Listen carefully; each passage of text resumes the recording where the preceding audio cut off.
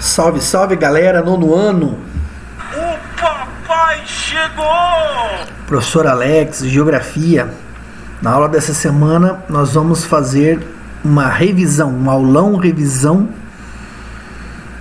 com relação aos conteúdos que serão cobrados na P1, na nossa prova P1 do segundo trimestre.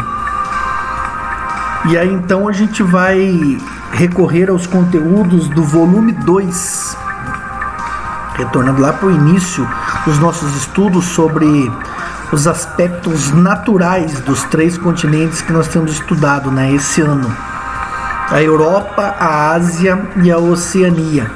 Então é um estudo bem complexo, né, porque envolve muitos nomes de rios, de montanhas, de relevos desses 3 continentes, mas que eu tentei de alguma forma filtrar, né, para nossa prova de P1 e destacar alguns aspectos mais relevantes, mais importantes,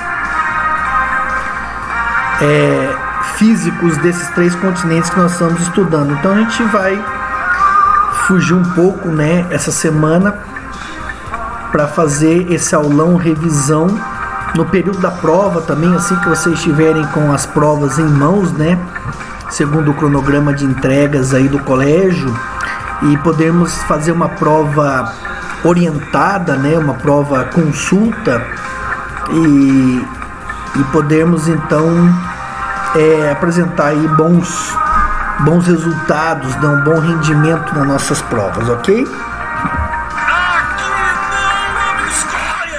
Isso aí. Aqui não, lambisgoia. Vamos ajustar os nossos materiais, nosso conteúdo. Aqui é a apostila, volume 2, como eu disse para vocês.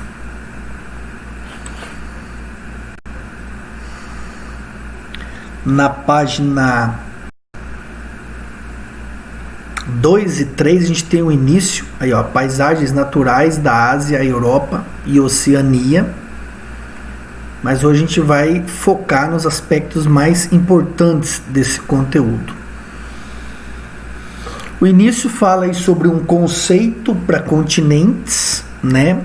Para poder o quê? Para poder explicar melhor o termo Eurásia, que seria então esse único bloco de terras emersas, né, unindo os continentes Europa e Ásia.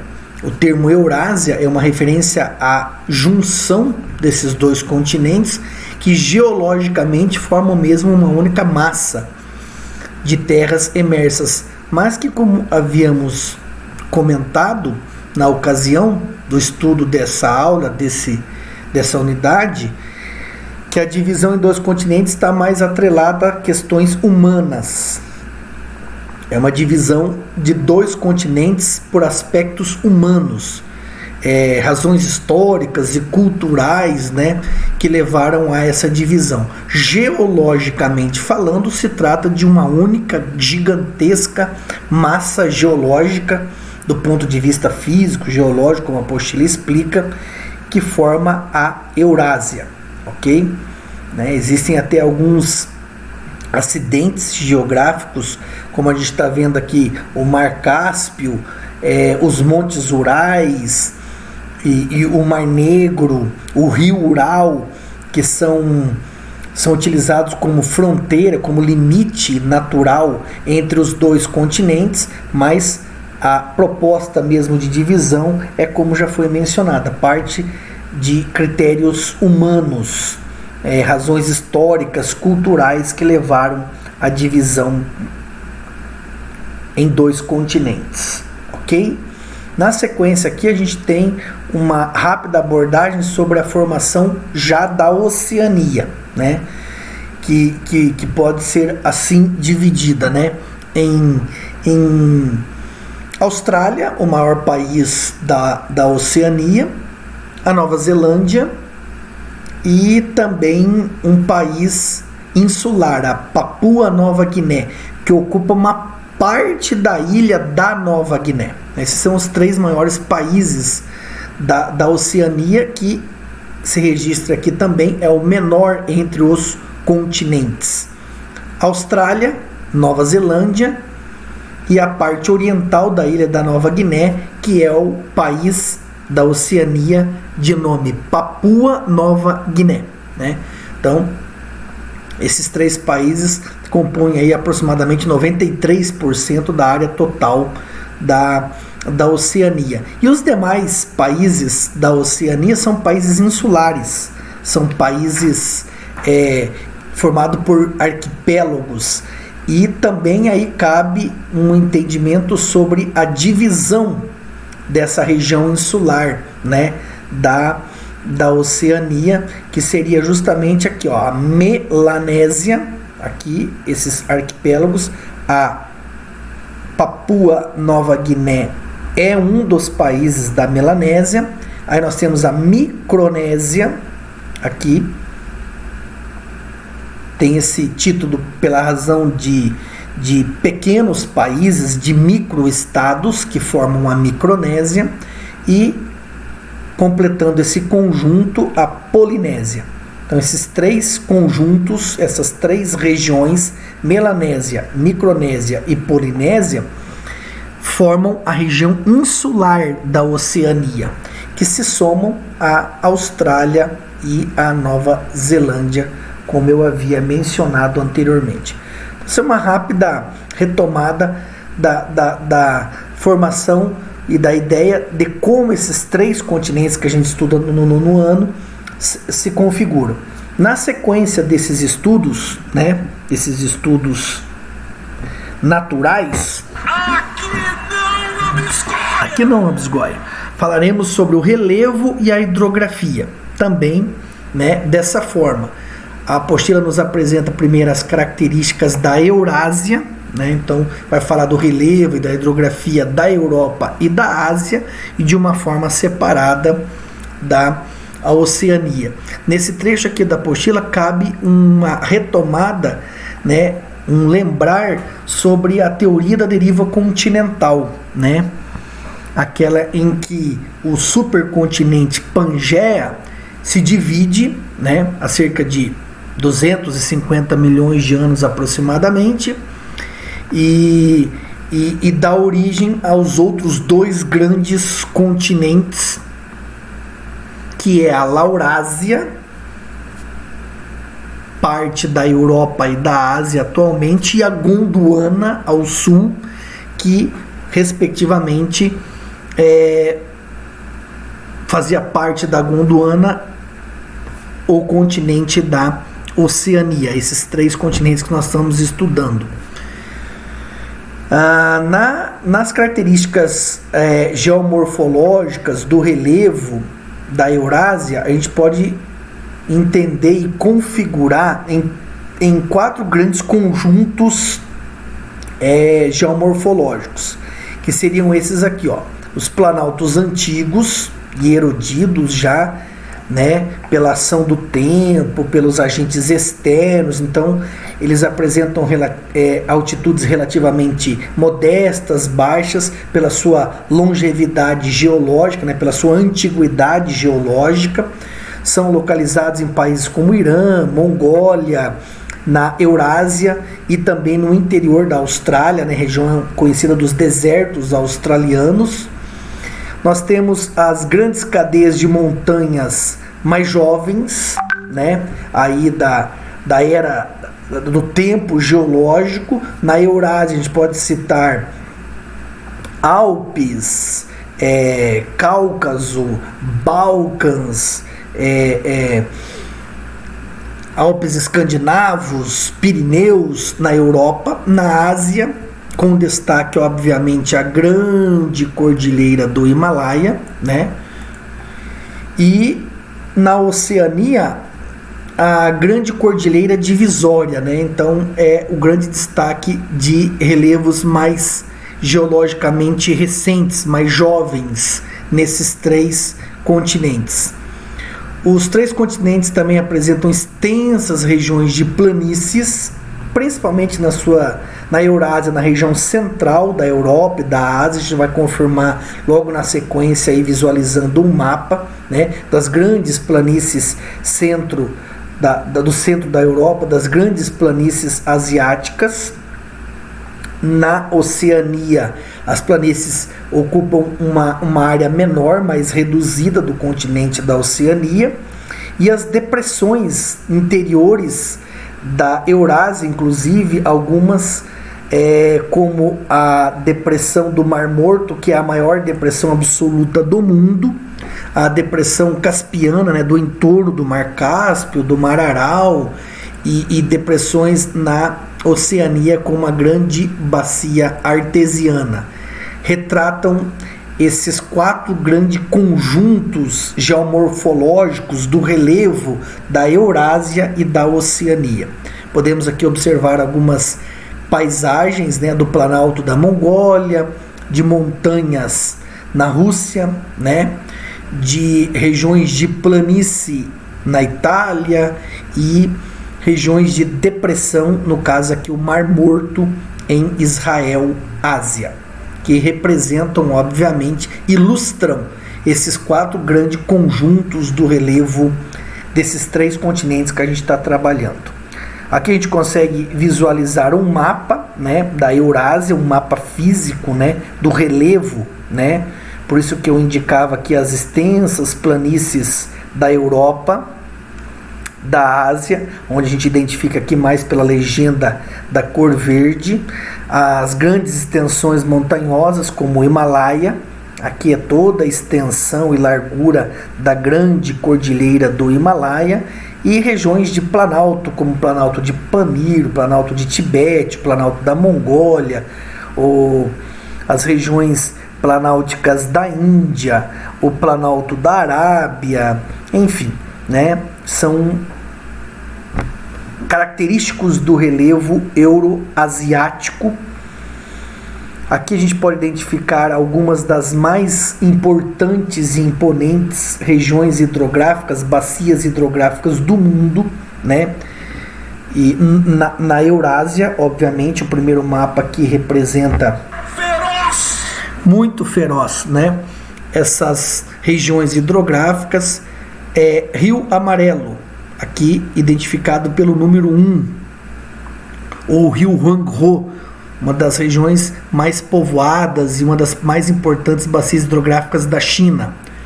Bacia do Rio Amur, aqui identificada pelo número 2 em território russo, né?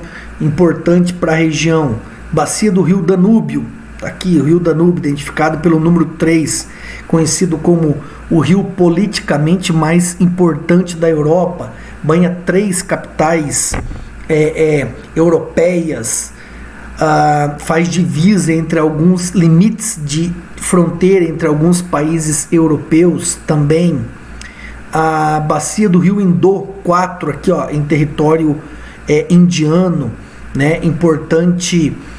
Civilizações surgiram, né, como civilização hindu, né, às margens do rio Indo, né, na Índia, civilização milenar. Bacia do rio Lena, aqui identificada pelo número 5, também no norte do território russo. Essas bacias aqui, a 7, a 11, a 5, no caso o rio Lena, rio Obi e o rio Yenisei, tem como característica a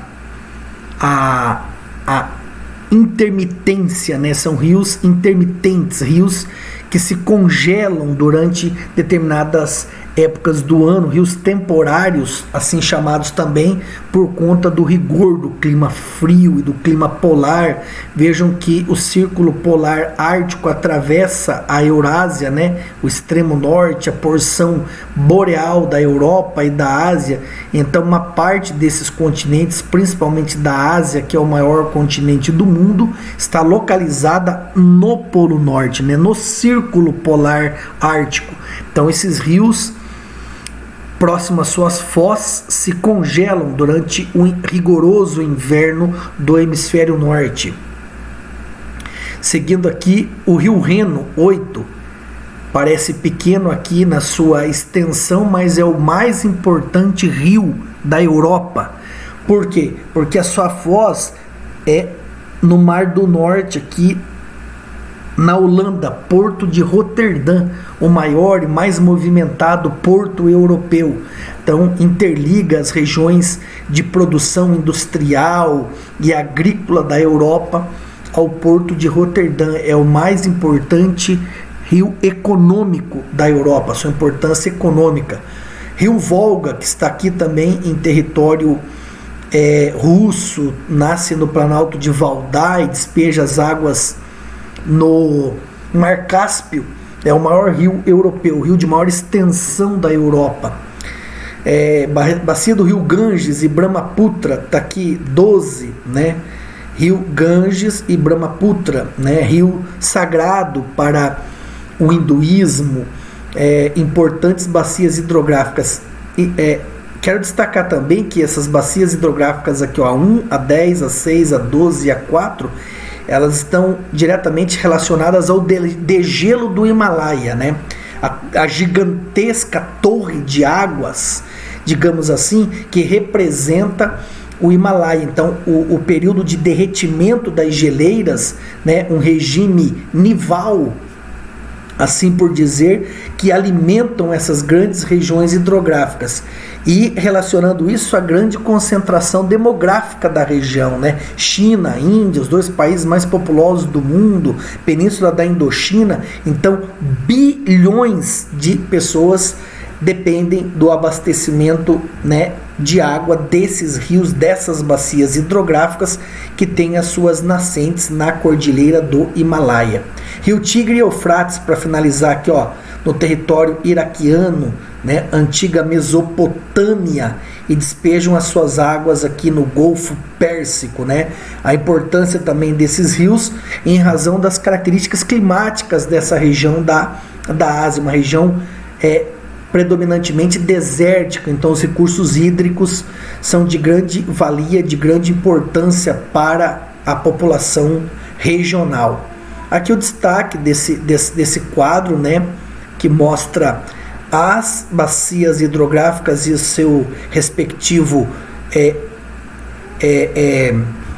as suas respectivas desembocaduras, as suas fozes, onde eles despejam as águas, já realizadas essas atividades por vocês.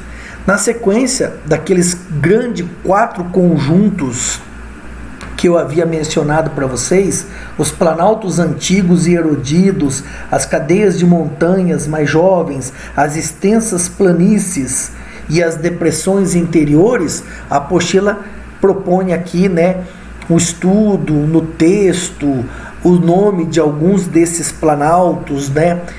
Diz ondulados e erodidos. O relevo de planalto tem sempre uma característica de relevo irregular, em sua grande maioria. Cita planalto do Pamir, né, no Tibete, outros planaltos, como eu já citei, na Península Arábica, no Irã, na Índia, na Ásia Central, na Mongólia, Cazaquistão, na China, né, como extensos planaltos euroasiáticos. Montanhas do Pamir, né, conhecidas como o teto do mundo, né? Rota da Seda, tem um texto bem curioso aqui falando da viagem do italiano, né, Marco Polo, que conheceu essas regiões, né, a sua viagem à corte de Kublai Khan na China, e já descrevia nos seus escritos a beleza do Planalto de Pamir, do teto do mundo, da altitude, do clima, da vegetação, dos animais que ele conheceu ao percorrer a famosa Rota da Seda. Aí, ó, topo do mundo das montanhas euroasiática, em função do monte ou do pico Everest, né, a maior montanha do mundo, na cordilheira do Himalaia. Mas o texto aqui começa com uma imagem, né, do vulcão Etna, na ilha da Sicília, território italiano, e cita algumas das mais importantes cordilheiras da Europa, o Cáucaso, né, ou os Alpes, ou os Pirineus, aqui ó, os Alpes, também são citados, os Pirineus são citados, os Apeninos na Itália também são citados, os Balcãs, os Cárpatos, né, se estendendo da Eslováquia a Transilvânia, na Romênia, os Alpes escandinavos, mais ao norte, os montes Urais, já uma cadeia de montanha mais desgastada, que, como eu já mencionei, serve de limite natural entre os continentes europeu e asiático, a exploração mineral nessa região. Então são cadeias de montanhas em destaque na Europa. No continente asiático, apesar de existirem algumas outras grandes cadeias de montanhas, obviamente, o destaque fica reservado à grande cordilheira do Himalaia. Não poderia ser diferente. É nela que está localizada aqui, ó. Esse aqui, melhor dizendo, a maior montanha do mundo, a mais elevada montanha do mundo.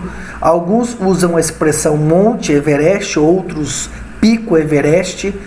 Isso é indiferente, mas a sua localização, né, na fronteira entre o Nepal e a China, né, o território do Tibete na China, é a localização da maior montanha do mundo, com seus imponentes 8.848 metros de altitude.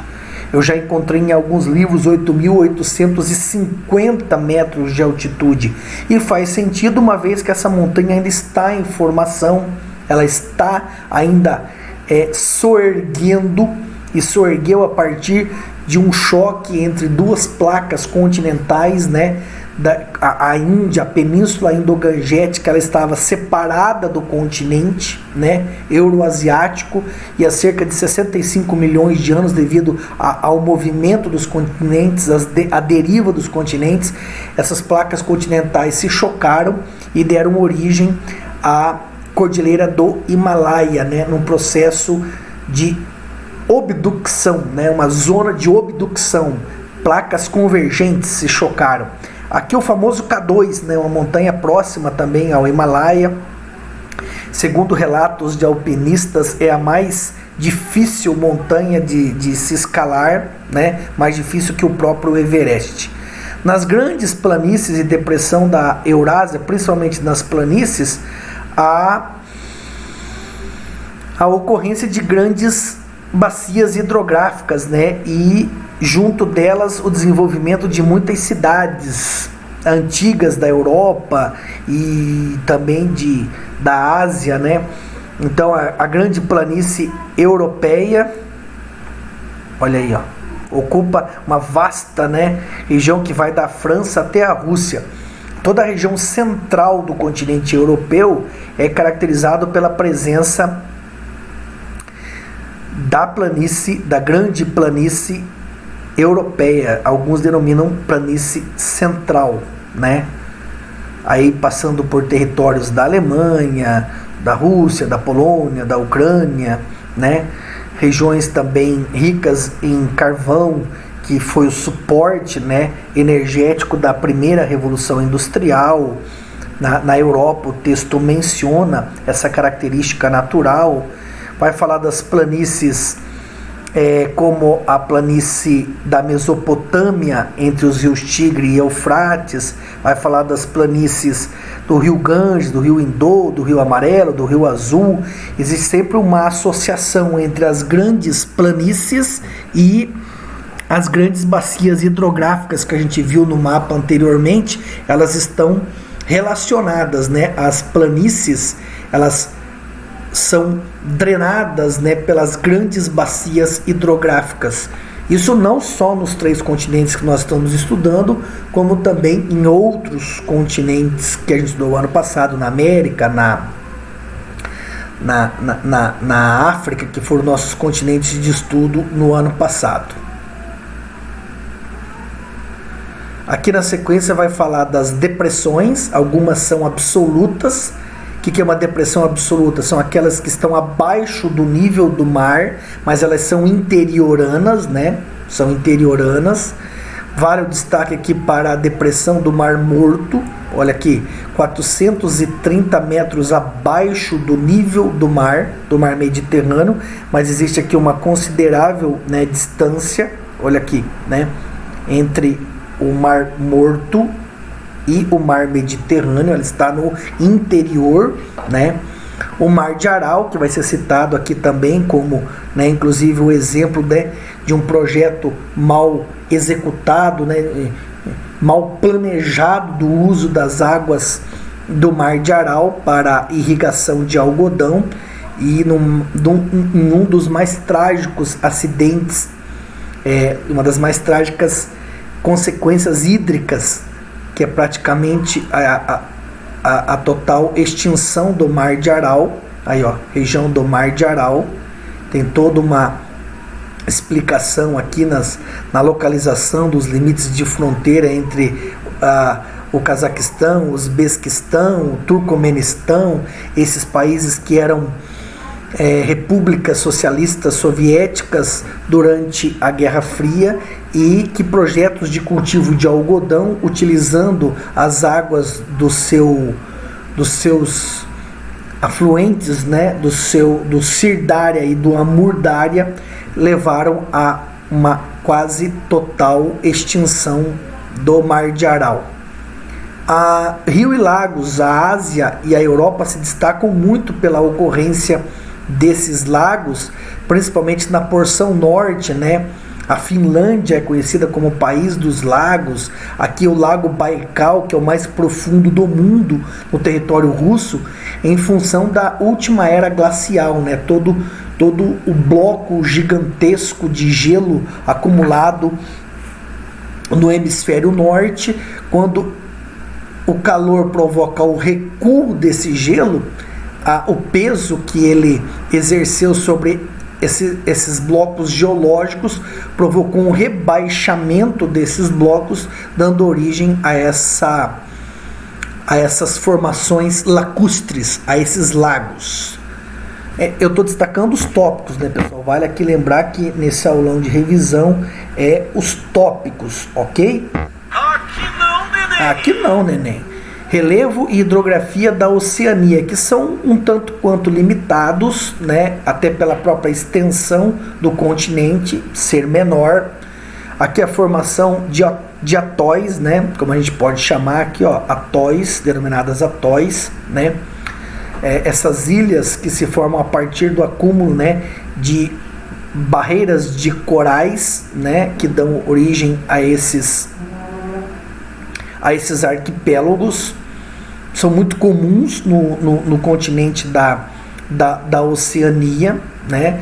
Cita exemplos nas Ilhas Carolinas, nas Ilhas Marshall, na Micronésia, né? Esses de origem, né, dessa descrita aí nos atóis, mas muitas e a maioria das ilhas da Oceania são de origem vulcânica. Exatamente, né? Atividade vulcânica nas profundezas do Oceano Pacífico, né, deram origem à maioria das ilhas, né? Aqui, ó, formação de relevo com montanhas elevadas e vulcânicas, né? Como no Tahiti, na Polinésia Francesa, no Havaí, por exemplo, são exemplos de formações vulcânicas no continente da Oceania. A hidrografia da Oceania, ela não é muito rica, a não ser pela Austrália, que é o maior país da Oceania, e aí cabe um destaque pelo menos a 2 grandes rios. Esses 6 aqui, que é a bacia do rio Murray, e também deveria estar sendo mencionado aqui o rio Darling.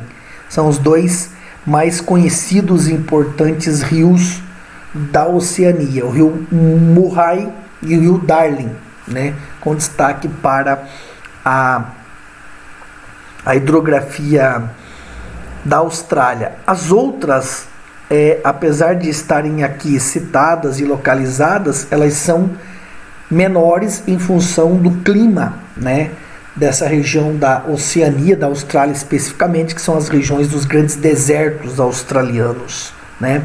A gente está vendo aqui o relevo da Oceania, aqui também cabe o destaque para essa região aqui, ó, da porção em que eu aponto aqui com o meu mouse, da porção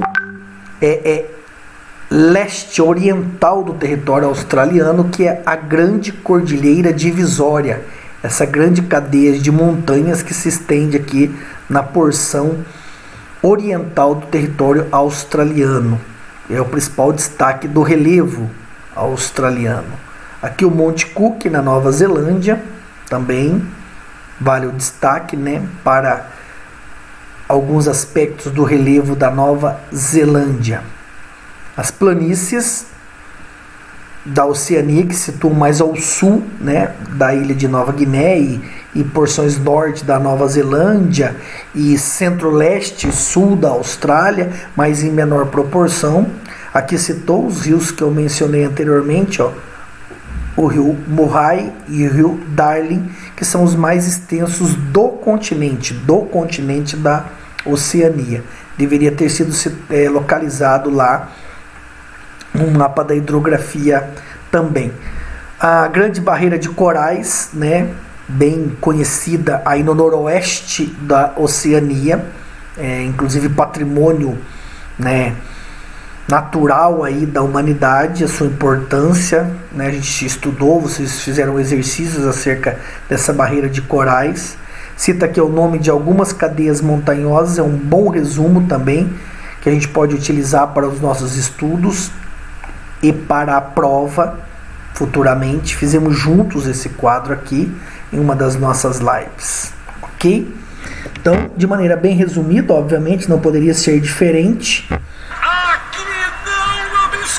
a gente descreveu os principais aspectos do relevo e da hidrografia de 3 continentes: Europa, Ásia e Oceania. Na parte de clima e vegetação, pessoal, vale aqui a gente relembrar também que existe sempre uma associação muito próxima, né, muito direta entre os tipos climáticos e os tipos de vegetação, né, que a nossa apostila usa o termo de domínios, né.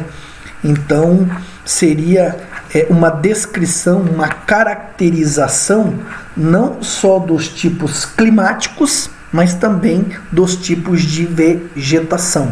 Por isso que a apostila atribui esse termo aqui, ó, domínios, né? Podemos encontrar domínios equatoriais, domínios tropicais, domínios desérticos nos continentes em que estamos estudando, cada um com as suas respectivas características. No caso equatorial, é uma região de climas quentes, úmidos, elevada pluviosidade. A vegetação apresenta folhas largas, grandes, chamadas de perennifólias, né, se mantém sempre verde. Esse tipo de vegetação é encontrada nos 3 continentes que nós estamos estudando, ok? As regiões tropicais, que apresentam características muito similares às das equatoriais, talvez em termos de vegetação, uma vegetação um pouco menos exuberante. Em termos de clima, é um clima com estações mais bem definidas, né? Existe uma estação seca nos climas tropicais, o que não ocorre nos climas equatoriais, e climas desérticos. A Eurásia e a Oceania é muito marcada pelos climas desérticos e semiáridos. Aqui uma questão bem regional, que é o clima de monções, né, que a gente havia também já trabalhado, mas aqui retomando as monções de inverno e de verão, né, as monções de inverno, quando os ventos sopram do continente para o mar e daí impede a umidade de entrar no continente, provocando as secas. E as monções de verão, quando o vento de monções muda a direção e sopra do mar para o continente. Então ele carrega toda a umidade para o interior do continente. Essa umidade vai encontrar aqui uma grande barreira natural, que é a Cordilheira do Himalaia, provocando intensas chuvas. Então, de maneira bem resumida, as monções de inverno e as monções de seca. E as monções de verão, né, ou nos verões, são as monções chuvosas, de chuva, né, intensas, ó, chuvas torrenciais. Ocorrem principalmente na região da Indochina e na Índia. Então é sul e sudeste asiático, ocorre esse tipo climático, clima de monções. Domínios temperados, mediterrâneos e frios. O domínio temperado é característico, né, também das estações bem definidas, dessa vegetação caducifólia, né, que derruba as folhas durante o outono, na prévia do inverno, para evitar o acúmulo das neves, né? E de clima mediterrâneo, aqui cabe relembrar que o Mediterrâneo tem uma característica bem peculiar. Ele tem um inverno chuvoso. O verão é seco e o inverno é que é chuvoso. Então esse clima mediterrâneo ele ocorre em todo o sul da Europa e numa parte da Ásia, né? Da região banhada pelo mar Mediterrâneo da Ásia. E climas frios que ocorrem, obviamente, no extremo norte do território asiático, em países europeus como a Islândia, Noruega, Suécia, Finlândia, né, os países nórdicos, assim conhecidos na Europa. Aqui ainda uma paisagem mediterrânea, descrevendo aí aquilo que eu já mencionei, ó, o inverno é frio e chuvoso, só que os verões são bastante quentes e secos. É uma característica invertida em relação aos climas tropicais, né? Tem esse título Mediterrâneo, ocorre mais na região mediterrânea, mas pode ser identificado em outros continentes, em outras regiões também. Nos climas frios, a vegetação de coníferas, né, a taiga, assim chamada em território russo, a floresta boreal, a floresta de conífera, a maior floresta do mundo, por característica ser homogênea, né? Não tem uma diversidade de espécies, na verdade. E lá nos domínios polares, já no extremo norte, a gente vai encontrar a tundra, né? Aquela vegetação ártica, na verdade, adaptada aos rigores do clima polar, fica a maior parte do ano hibernando, congelado sobre uma espessa camada de neve, mas que durante um curto período de verão, o degelo floresce essa vegetação, esse tapete, né, de vegetação rasteira, de musgos, de líquens no solo congelado, que é conhecido como permafrost, lá a tundra ártica, um outro domínio importante das vegetações euroasiáticas. Esse quadro aqui também é uma ótima opção de resumo, de estudo dos climas, da vegetação e da localização desses domínios nos continentes europeu, asiático, assim como também na Oceania. E é isso, galera, de uma maneira resumida, obviamente se trata de um universo muito grande, né, de informações e de conteúdos, mas a gente pôde fazer um resgate, né, uma retomada, uma vez que a gente deu sequência nos estudos, depois finalizamos essa apostila, já demos início à apostila nova, mas que a nossa P1 reserva conteúdos dessa unidade, desse volume. Aproveitem o aulão revisão aí, faremos uma prova orientada, já fica a dica, né, que juntos vamos desenvolver os exercícios propostos pela nossa P1, ok? Para vocês eu vou deixar aquele conhecido recado, né? Beijo no seu coração. Fui!